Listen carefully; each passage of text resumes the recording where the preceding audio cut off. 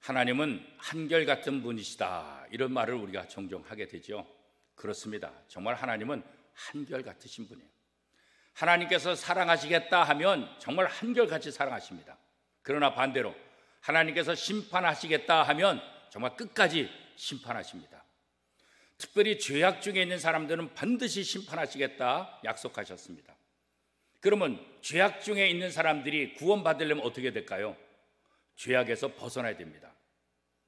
죄악 중에 있다가 하나님께로 돌아오면 하나님께서 심판을 거두신다고 말했어요. 그러나 여전히 죄악된 길을 가게 되면 하나님은 끝까지 그들을 심판하실 것이다.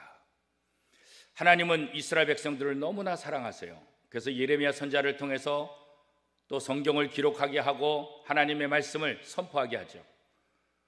하나님은 인간적인 면에서는 이해할 수 없지만 너희가 바벨론의 포로 생활을 해야 되라. 너희가 70년 동안 바벨론에서 포로 생활하게 되면 너희가 다시 회복될 것이다, 이렇게 말씀하시죠. 이 말을 전하는 예레미야 선지자를 이스라엘 백성들은 믿지 못해요. 왕도 믿지 못하죠. 오히려 감옥에 가두고 또 그를 죽이려는 그런 마음까지 있었죠. 그래서 이스라엘 백성들은 어떻게 합니까? 예레미야 말을 듣지 않고 애굽으로 가는 거예요.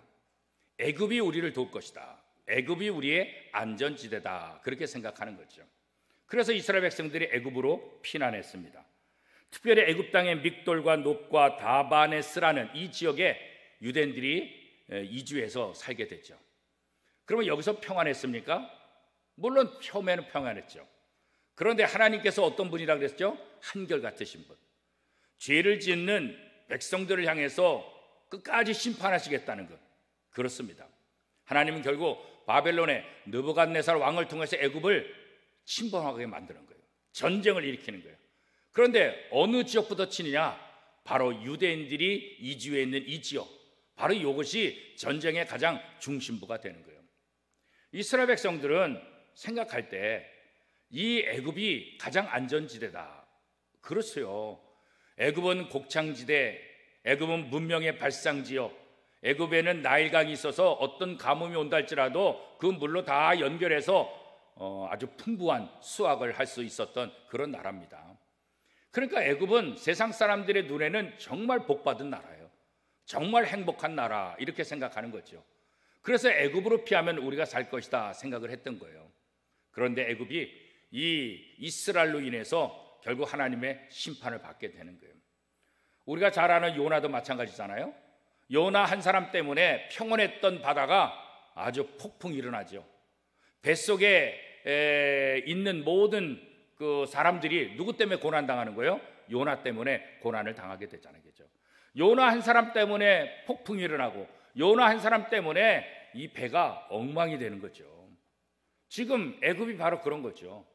애굽의 잘못이 아니라 이스라엘 백성들의 죄악 때문에 바벨론 느부갓네살 왕으로부터 공격을 받게 되고 어려움 속에 지금 빠지게 되는 거죠. 하나님이 가장 안전지대인데 하나님을 떠나서 다른 안전지대를 찾으려고 하는 것, 이거 정말 가장 어리석은 생각이죠. 그런데 이스라엘 백성들이 바로 이런 어리석은 일을 지금 시행하고 있는 거예요. 시편 73편 28절 말씀에 보면 내가 주 여호와를 나의 피난처로 삼아 주의 모든 행사를 전파하리이다. 자, 시편 기자는 하나님만이 나의 안전한 피난처다. 그래서 내가 하나님에게로 피난처로 삼아서 하나님께로 가까이 간다, 이렇게 고백하고 있는 거예요. 이 고백이 저와 여러분의 고백이 될 수 있기를 축복합니다. 자, 애굽 사람들은 애굽에서 태어나서 애굽에서 살면서 애굽을 떠나지 않아요. 왜냐하면 이것이 너무나 좋은 곳이기 때문에 이것을 떠날 생각도 안 하지만 안전하다고 생각해서 한 번도 피난민이 되어본 적도 없고 어려운 일을 당한 적도 없어요. 그런데 이스라엘 백성들이 애굽으로 피남을 통해서 이 애굽에 어떤 일이 생깁니까? 하나님께서 이 애굽 사람들에게 너희는 피난민의 짐을 꾸려야 될 것이다, 이렇게 말하죠.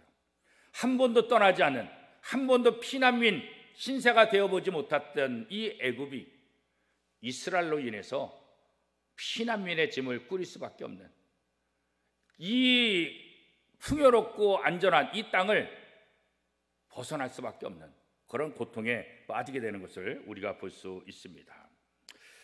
풍요롭고 평화로운 것, 이건 참 좋은 거죠. 그런데 이게 우리로 하여금 자만에 빠지게 되는 거예요. 교만에 빠지게 되는 거예요. 특별히 하나님을 믿는 사람들이 잘 될 때 조심할 게 뭐예요?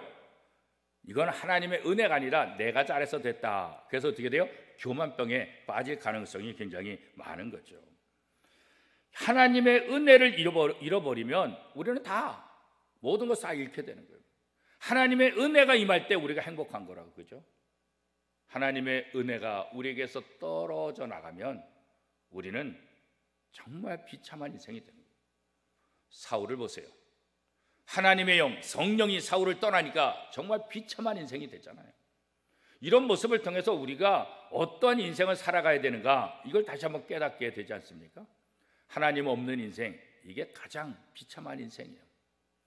비록 힘들고 어렵다 할지라도 하나님과 함께하는 삶, 이게 바로 가장 안전지대다, 이렇게 성경은 이야기하고 있지요. 이스라엘 백성들이 과거에 애굽에서 400년 동안 종살이할 때 10가지 재앙을 통해서 이스라엘 백성들을 구원하셨던 그 하나님의 모습을 우리가 기억하잖아요, 그렇죠? 우리가 하나님과 함께 있으면 어떤 문제도 문제가 되지 않는 거예요. 하나님을 떠나서 복이 있다? 그거는 세상 사람들이 생각하는 거예요. 사랑하는 성도 여러분, 하나님 떠나서 어떤 복이 있겠어요? 하나님이 복의 자신인데, 하나님이 복의 근원인데, 복의 근원을 떠나서 우리가 무슨 복을 누릴 수가 있겠습니까? 헛된 우상, 그것이 우리에게 풍요를 가져다 주는 거 아니에요. 이스라엘을 섬겼던 모든 우상들 10가지 재앙을 통해서 다 무너뜨리고 하나님만이 진짜 신이라는 것을 보여주었던 것 아니겠습니까? 오늘 우리를 무너뜨리는 것은 외부에 있지 않아요. 우리 안에 있어요. 교만, 그 다음에 하나님을 모르는 이 무지가 우리를 무너뜨리는 거예요. 애국과 같은 또 세상에서 평온과 행복, 그것을 쫓아가는 것이 아니라 하나님이 주시는 평안을 우리가 누려야 되는 거예요. 그러기 위해서 우리는 언제나 겸손한 자세로 하나님의 더 깊이 알아서 하나님만을 통해서 누릴 수 있는 그 평화를 우리가 맛봐야 되지 않겠습니까? 나를 무너뜨리는 교만과 무지에서 벗어나서 하나님만을 통해서 더 행복한 삶을 펼쳐나가는 오늘 하루가 될 수 있기를 축복합니다.